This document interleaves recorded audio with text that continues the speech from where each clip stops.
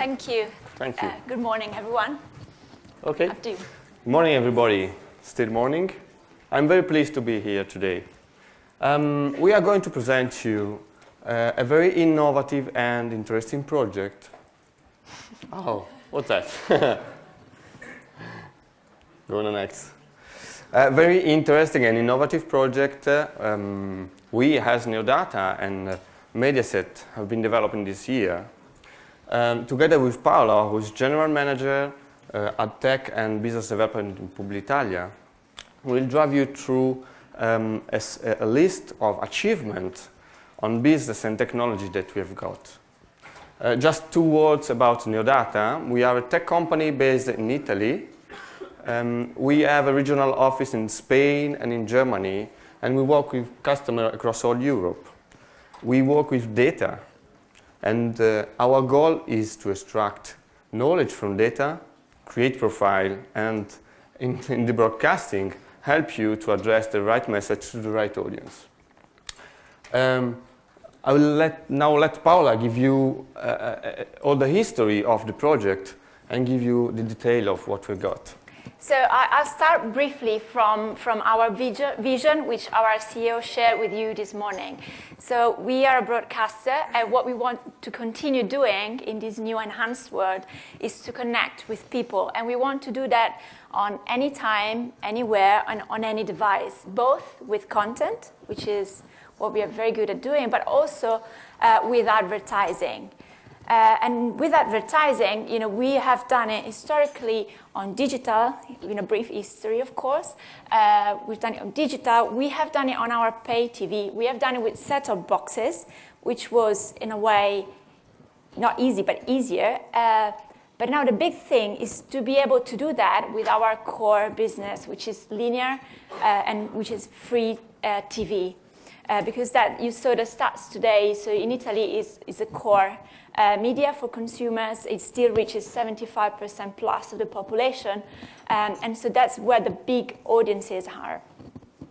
So we have started last year.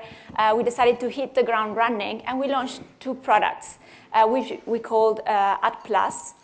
We branded Ad Plus. So this is the first one. You saw the example of golf, which kindly Volkswagen shared with you this morning. So the first one is called Ad Over, and it's an interaction that is offered on a TV spot. So you have your TV campaign planned.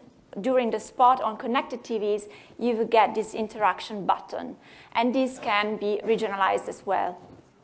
The second one is called Ad Inside because it goes inside the content. So while you're watching a TV program, the screen resizes on the top corner, and you get this L-shaped creative, which stays for 12, 13 seconds, with whom you can interact. So again, you press the OK button, and you land to a microsite.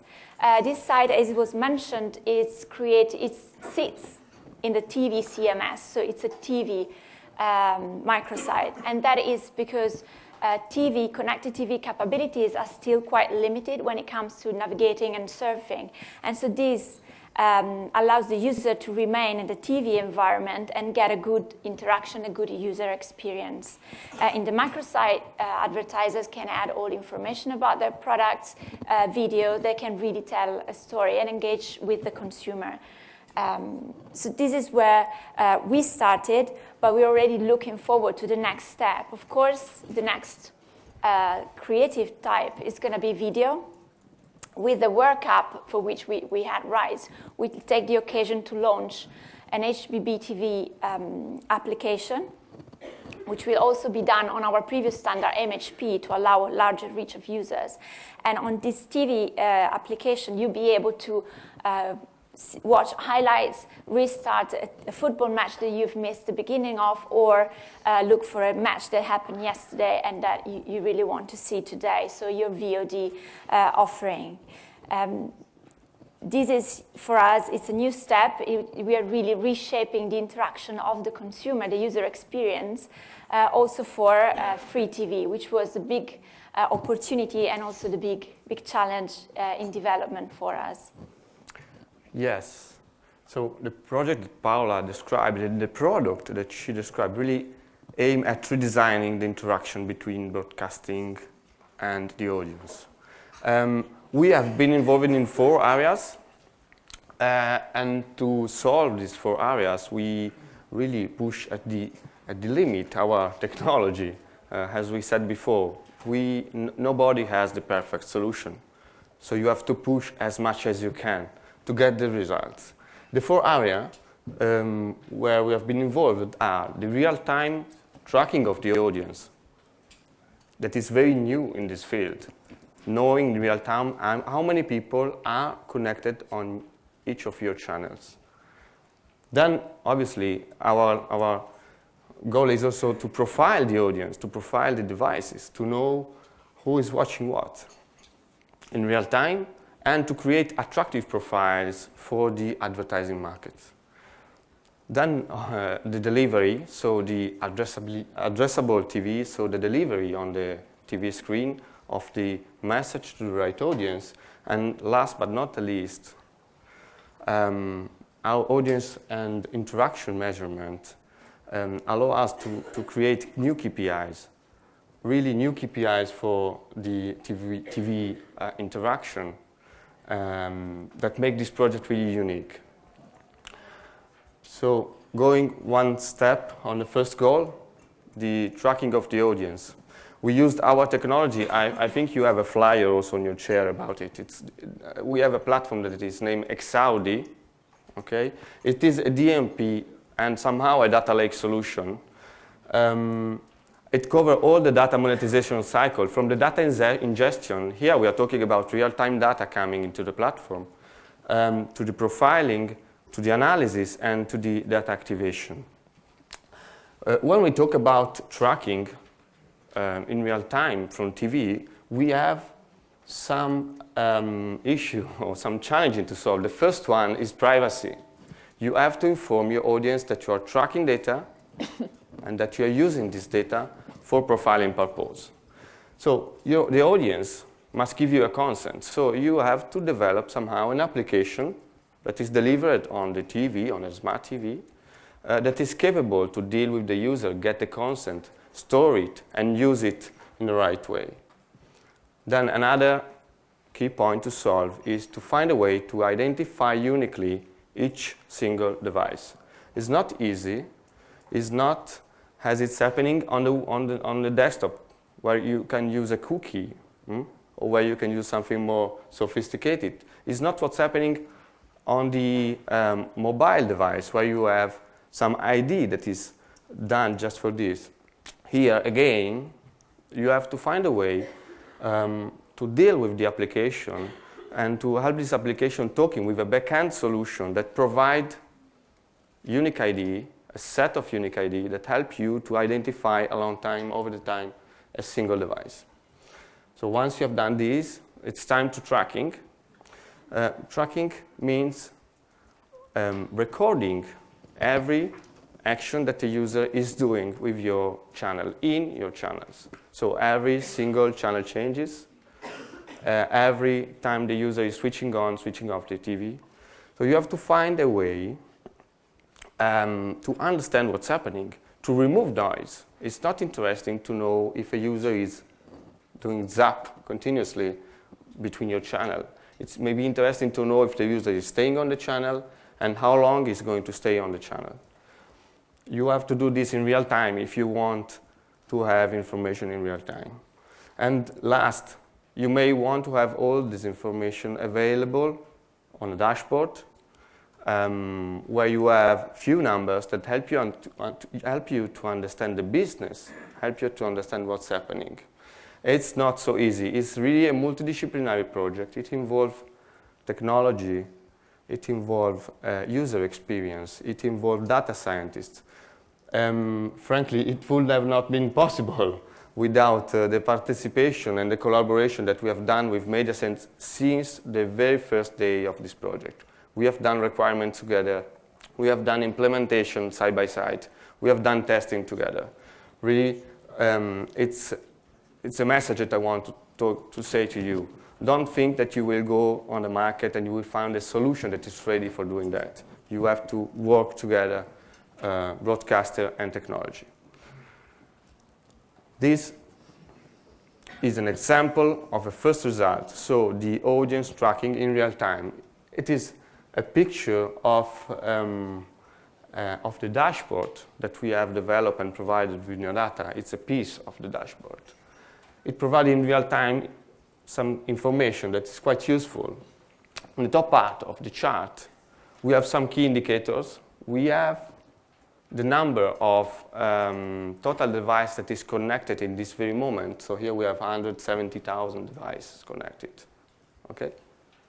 We have, and we know every second how many of them gives you a consent for profiling and tracking and how many didn't. So we know how many can be addressed with an addressable message, with a profiled message.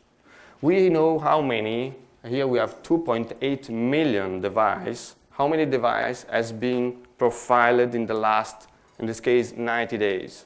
So we can set any type of information, and we know how many of them has a specific profile. In the bottom part of the chart, we have trend lines of the channels. This data refresh every 5 seconds, so it's really on real time. And each line is a channel. For instance, here in green we have Canale 5, that is one of the major channels of Mediaset Bouquet, and in yellow we have Italia Uno. It's maybe interesting to know that in a certain moment of time, this day, the audience was moving from one channel to the other. We have this information in real time. We can fire a message, an alert to Mediaset saying, hey guys, people is moving from one channel to the other. People is leaving your channel. People is coming in your channel. This is the type of analysis and the type of instruments that we can build with a real-time tracking. And so this has become like an internal product for us. So we have it for pay TV and set-top box, but now we have it also for HBB TV. So it allows us really to see in real time what's going on with our audience. And I see our head of branded content, and I'm thinking that last week, we checked immediately how a branded content piece went, comparing it to the previous week. So we had the data, and we know how our, the TV programs are doing anytime. So it really changes the dynamics. It makes it everything, on the spot and dynamic.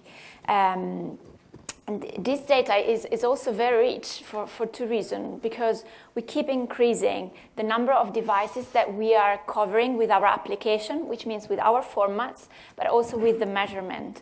So here you see the line, the growth, since we started in July. So we allowed a wide list of devices so one thing we did, we developed our application for advertising and data tracking, not only for HBB TV, that is, from 2017 is the future of TV devices in Italy, but we wanted to have a critical mass. So we developed also on the oldest standard in Italy, which was MHP. And because it was an old standard, it was not a standard anymore. So many manufacturers were tweaking it. So what we found out that we were rolling out devices, and one by one, model by model, manufacturer by manufacturer, we had to test them all, make sure they were, providing good quality experience for the consumer, and then we would whitelist them and release the application. So this is the process where you see the steep line up to October and November. And then after November, we released the application for HBB TV, which is more flexible, is more powerful also in terms of capabilities for us. What you can see, though, is an incredible growth in the product and a reach of 2.8 million devices in Italy. So if you consider that we have 24 million households, it's already significant reach, and it's a growing reach, most importantly. So we have the opportunity to start testing, start learning with our advertisers while the market is picking up. Another key number for us is the 90% of consent. So users have to opt in. So we ask them and we explain what we want to do with their data, and they are free to opt in or to opt out. And 90% of them have opted in, which for me is like a sign of the trust that consumers have with TV and with broadcasters. Yeah. So going further on the step of the project, once we track the audience, then we maybe want to profile the audience and to understand who is watching what, how we do that. So imagine we track each single device, every content is watching, we collect data, and we try to analyze it. So for instance, we may have one device, as you may imagine, that maybe is switched on, usually in the morning, watching TV content for kids, cartoon, then is switched off all the day, and switch it on again back on the prime time, watching, I don't know, movies or sports. We are probably in front of a family, an household composed by parents and kids. On the other side, we may have another and complete different behavior of the device. The device switch on a bit later in the morning, stay on all the day, and then watching series, TV series or news. It's a completely different user and household. So probably if you want to address, we are talking a lot of cars today, so if I do an example with cars, if you want to address and advertise a message for a car producer who has a new car with special equipment for kid safety, you will probably choose the first type of audience. And you will probably want to talk in the evening when the parents are watching the TV. So this is what we are doing. We are not doing it one by one, hand by hand, no, by ourselves. We have trained our technology using machine learning to understand who is watching what at this moment. So we know exactly the characteristics of the household. We try to predict and to understand the characteristics of the household. And we give this data to Mediaset to create this segment that they want to address for the advertiser. So the go-to-market for us is to split the data into pockets. So the first one is the device data, because the device in itself is already providing a wealth of information. So we know where the device is located, so we have geolocation information, we know the connection speed, we know the brand and the model of the TV set, and there are very, very expensive ones, so you can start profiling audience based on that as well. And then we have user consumer data. So we can gather from the information that Matteo was talking about, we can infer the profile of the family based on the content they watch and the kind of pattern of consumption during the day. So literally we have technical data and we have consumer people's data, if you want, that we merge together to find the right sweet spots for our advertisers. Again, sorry. So we've been speaking at length of these, but Volkswagen was an example where we used geolocation data to deliver this methane model specifically to the region where this was relevant, so where you can actually find methane fuel stations. So same content, same moment in time, users in different areas of Italy would see different creatives addressing to different car models. Another example that we have done recently is mixing two types of targeting is for Linkem. Linkem is a broadband provider. So we we targeted the campaign in 3 different ways. So we do it geographically because they can cover currently just a few cities in Italy. But also we did it by connection rate. So we targeted households with a low connection speed, because offering broadband and enhancement of their user experience. And a nice experiment that we have done, so the advertisers have done, they've run the campaign in Rome promoting tickets for the football match. So if you find out more, you might win tickets to watch Roma-Juventus.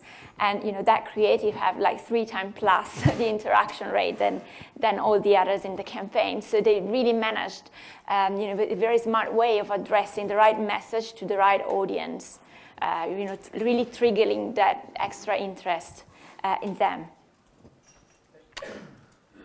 Okay, so Addressable TV with this scary picture. We just want to give Scare it. You. Scare you to death. We just want to give you an overview of what's happening. So if you can just click one. What we are doing, we are tracking the devices. So we are talking about TV, connected TV, obviously. We have used our technology to track this data in real time. As we said, we are profiling. What profiling means? It means having information in real time on dashboard. You need this. It means having reports to deep dive on data and to understand what's happening. We have developed together a set of reports that help Mediaset to understand what's happening, to understand what can be going better, and how to tune the services.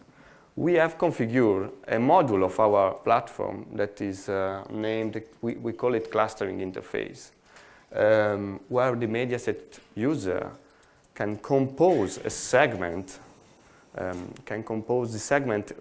using the characteristic that we have seen before. So they can choose characteristic of the audience and knowing at the moment where they are doing, how many people are they going to address.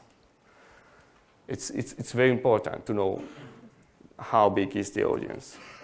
Okay, then once the segment is created, we give the segment to the delivery platform to deliver the right message. Again, in this case, the delivery platform is our technology, is our ad server named Adagio, that we have connected to receive the audience and to deliver the message to the right audience on the TV screen. But just think a little about the product that Paola has described. We have, for instance, the ad over is a message, as you can see in the screen over there. We have the Swiffer in this case, Swiffer commercial on the TV. It's maybe 15 seconds or maybe 30 seconds. And you want to give to some people, some device, an additional message that you provide using the digital channel, the green square you have over there in this example. The commercial is about 30 seconds. You want to have the message 2 seconds after the commercial starts. So it means that you have maybe 100,000 or maybe 1 million of devices that is requesting to the ad server simultaneously to deliver this message. This is dramatically different of what's happening on the web. On the web, we are used to work on the web, obviously. On the web, you have smooth and continuous request to the technology. Here we have a huge spike and a tremendous spike of requests at the very same time to deliver the message. So it has been really a challenge to solve this. A very interesting channel for tech people like me to solve. We succeed. We now are delivering, as we said, messages in real time, understanding who is watching the TV, the profile of the user, and giving the message to the right audience. Okay. So all this innovation obviously has required it to work on new KPIs for the TV world. Here, new KPIs that help Mediaset to provide services to the investors or to the advertiser. Here we have some example. Then Paola will give you a real example of the reports that we have created. In the central one, the first reports, every color represents a brand. So here we have multiple brand view. You may imagine red, it's a brand one, and yellow, it's another one, and it's another brand. Every dot is a message. You may think it's a campaign or a specific creativity. And the position of the dot in the chart means the performance of the message. The performance and the KPI is calculated using a number of indicators that we have been working on. So while you are delivering a campaign, you can understand. You have the information of how it's going relating to the performance. Performance is about the time the user is interacting with your messages, the number of interactions the user are doing, the audience that you are collecting, and so on. This is just a start of what you can do on a KPI. As we have seen before in some presentation, we still need to provide the new KPIs on the TV. We are just at the start. Yeah, so as Jakob mentioned, it's a new world we're living in. So even the KPIs are all new for TV. So when we started and we worked with Neodata, we had this data lake. So we have this huge database, like fantastic for every geek and like me, but we had to understand what's really valuable to take out for us, for the advertiser. And there's also like a new element to it, because this type of advertising is dynamic. So a campaign might start in a way, and you can change it throughout his lifetime to change according to the goal that the advertiser has. So, and this is an example of reports that we identified we needed. So we looked. So here you see on the y-axis, we have the number of views. On the x-axis, you have the number of visits compared to views. What you would call in digital click rate. It's different, so I'll go to that in a minute. But basically what we saw, so this is the creative for another Volkswagen car, and I swear we had many more clients. It's just that you feel right to honor Volkswagen today, because they've been so nice to come and speak. But so here you see Volkswagen, and these are different performance points according to the time. For example, this is Italia Uno, one of our channel, and the point in time is at hour 22.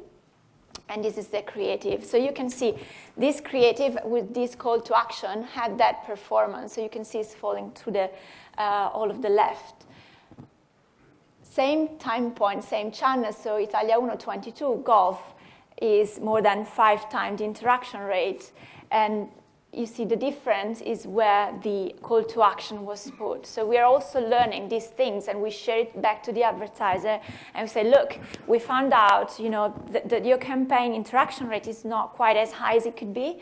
And we have a creative team that's been amazing in following us and providing suggestions. So we switch the creative, we do little changes, and the performance is dramatically different in the end. And so we realize, okay, so that's a report we absolutely need to have, and this goes in the dashboard. Now we're looking at coverage over time, frequency capping. So it's literally we are discovering it. So. At the moment, the KPIs that we are providing to the market, we have decided to provide to the market, are these. So one is views, so the number of times the creative has appeared on a TV screen. When we take it to clients, ask, oh, so this is impression. Not quite, because you have, most of the time, you have more than one person in front of a TV screen, so it's a bit more than an impression. Visits, again, okay, so this is click. Not exactly, so visits is the number of people are actually entering the microsite. So we measure it from the site itself. So it's more similar to the visits of a website. And the difference is that clicks, for example, you have a drop-off. So normally, only 70% of, if you're lucky, of the clicks actually get to a website, because of several reasons, connections dropping, or mistakenly clicking on a device. And what surprised me is that, again, normally when you're watching TV, you're leaned back. So you're relaxing, you not necessarily have your remote in your hand, but our average interaction rate is between 2 and 3 people every 1,000, so 0.02, 0.3% of interaction, which is quite high if you have to think that you have to find your remote, which, in my household is like an impossible task. You have to find it and interact. And you have a limited time frame to do so. So it's either the TV spot or it's 12 seconds when you CDL. So there's a lot of interest from the user. What we measure then in the site is like how many actions. So as a user enters the site, as he interacted, as he opened a window, as he scrolled, you cannot scroll, but you can swipe, sorry, the different pictures to watch or started a video. And the other KPI that we are providing at the moment is the time spent. So how much, and we track sort of engagement, so how much users are spending this microsite interacting with the brand. So this is the sets that we have decided to start with. There are actually many, many more variables that we have in there, but because it's such a new media, and we want to provide a KPI, understand how it works, how we can influence it, and see if it actually is valuable, it is meaningful to the market. So it's definitely a continuous and ongoing process of development, discovery, and speaking constantly to the marketer to understand where we are going with this. Yes. So thank you very much.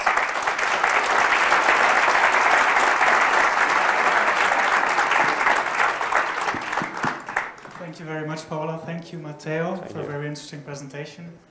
We have time for some questions. Are there any takers in the audience?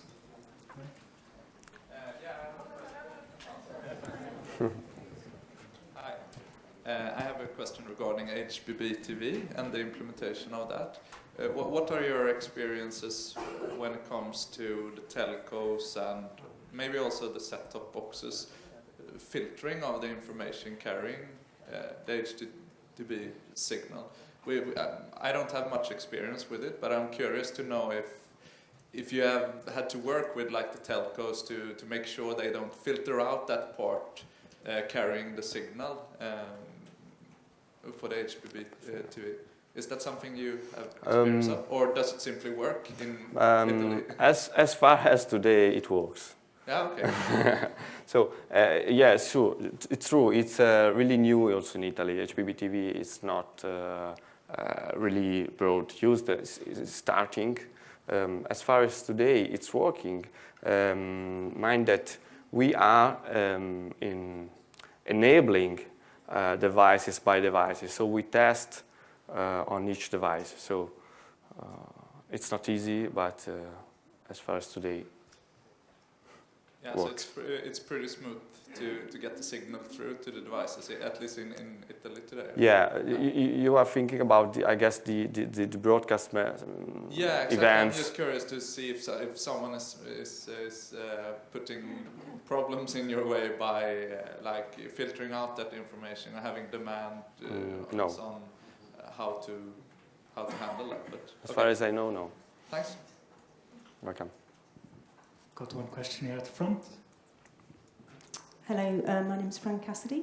I just wanted to ask you whether the application of all of this new data that you now have is purely for the commercial and the advertising side, or have you started to use it to change programming strategy or series or different type of decision making in the organisation? So actually, our broadcaster is working a lot in that direction. So they're looking. So they have built a BI unit to see, who is watching series and content, what kind of profiles users have. So that's in depth, and it's helping their decisioning when they're programming and thinking of new shows. And then they are working on integrating all the data also in a recommendation system. A further step that I briefly show of the release of our new platform, which will happen in May, is that we are going to have a service strategy aligned with a data strategy. So we're going to have a registration process where users can register, and therefore you gather information of user behavior also in terms of what they watch, and provide a recommendation based on that on the first screen as well. Any other questions?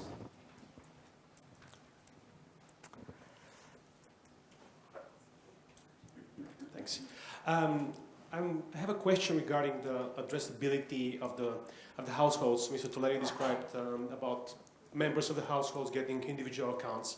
So I didn't quite get whether you have it already or is it in the planning. And if it is already available, I'm very curious what's the trigger for the users to register via the platform. And I also have a question, so how do you track and how do you stimulate users to log in with their personal accounts?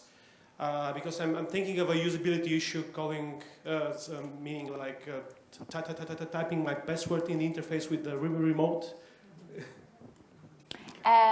Okay, so Good point. yeah, so as I said, we are again redesigning everything because we tested online on registration, and actually we found there were some room for improvement. So we are completely rethinking it, and we are starting an easy way because user interaction is everything. It makes it successful or not immediately, and so we're thinking of a smart and quick way where second screen and first screen can work together for an easier registration. Yeah, maybe just add something. On the technical side, what you was talking, if we have or we are planning to have a profiling of the household, absolutely we have. Then, obviously, we have not the glass, no? We use machine learning to understand who is watching at this moment. We try to understand how it's composed the household. Then Mediaset is deciding to give at the market product time by time. So I think that this is a decision to push this kind of usage at the market when the market is ready to get it. So on a technology point of view, we can do it. We have it, it's available, and we are doing it. It's available for targeting. To be fair, I don't think we haven't ever had any request for specific sort of household composition targeting. It is out there. We haven't had. We had the demand was more about geographical targeting, connection targeting. We had luxury clients, so we isolated top 2% devices in terms of cost. To provide some targeting to them, but that question hasn't come. That demand from the advertiser hasn't come out specifically. What is the adoption rate of this personalized account? So I mean, if I'm a household one on the HBTV network, and I'm logging in with my master account of the father. So when the son logs in, so what's the adoption rate of sons logging in to the father account? No, So at the moment, the household profiling is not made on a registration basis. So the registration is not available yet. It's inferred based on the consumption habit on the TV screen. Yeah. Maybe one final question. I have a very quick one. What's the average time spent on these microsites? Because Volkswagen was saying 43 seconds, and they seem super happy about this, which, I was surprised there was not even a minute. What's the average, and what would be a good rate? It ranges. It ranges from 30 seconds to up to more than a minute. It depends a lot on the content. So some advertisers load video. We had campaigns when you had a gamification, so you have to watch for things in the video, and so that's a long time. Some advertisers haven't had that much information, so of course the user is reading what's in the page, and then they're leaving. Okay, thank you very much, Thank you. Paola. Thank you.